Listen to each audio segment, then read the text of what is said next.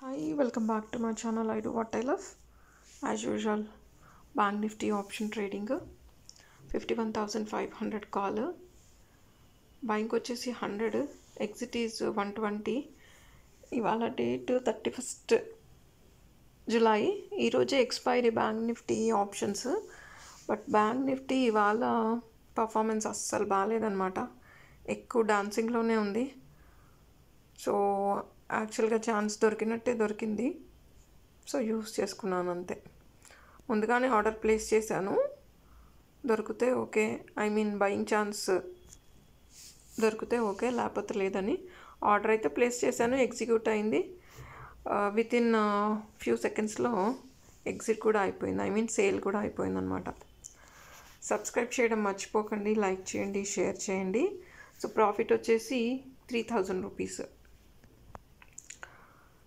నేను ఒకటే చెప్తానండి అందరికీ కూడా, ఎవరైనా సరే ఇన్వెస్ట్మెంట్ చేయాలన్నా, ట్రేడింగ్ చేయాలన్నా, స్టాక్ మార్కెట్ గురించి తెలుసుకోవాలన్నా ఫస్ట్ ఒక మంచి ప్రొఫెషనల్స్ని సెలెక్ట్ చేసుకోండి.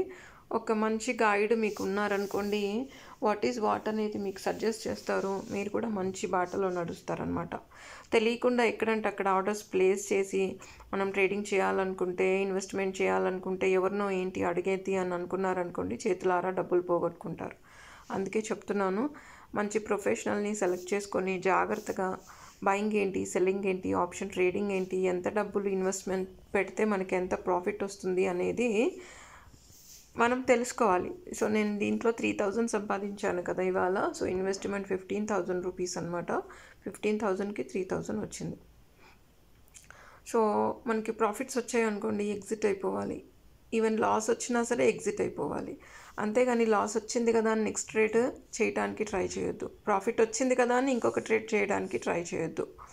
ఎందుకు చెప్తున్నానంటే, సో ప్రాఫిట్ వచ్చిందన్న సంతోషంలో ఇంకొక ఆర్డర్ ప్లేస్ చేస్తారు, అది వచ్చిన ప్రాఫిట్ పోతుంది. లాస్ వచ్చిన బాధతో ఇంకో ట్రేడ్ చేయాలని చెప్పేసి ట్రేడ్ చేస్తారు, ఇంకెక్కువ లాస్ వస్తుంది.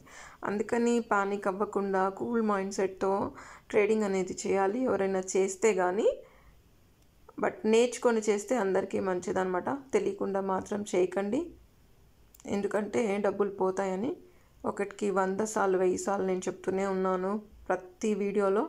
అందుకని జాగ్రత్తగా డబ్బులు సంపాదించాలి అనుకునే వాళ్ళకి స్టాక్ మార్కెట్ ఒక మంచి ప్లాట్ఫామ్ అనమాట. అందుకని ఎవరైనా సరే సంపాదించుకోవచ్చు, బట్ జాగ్రత్తగా తెలిసిన వాళ్ళ ద్వారా చేయాలి. Thank you.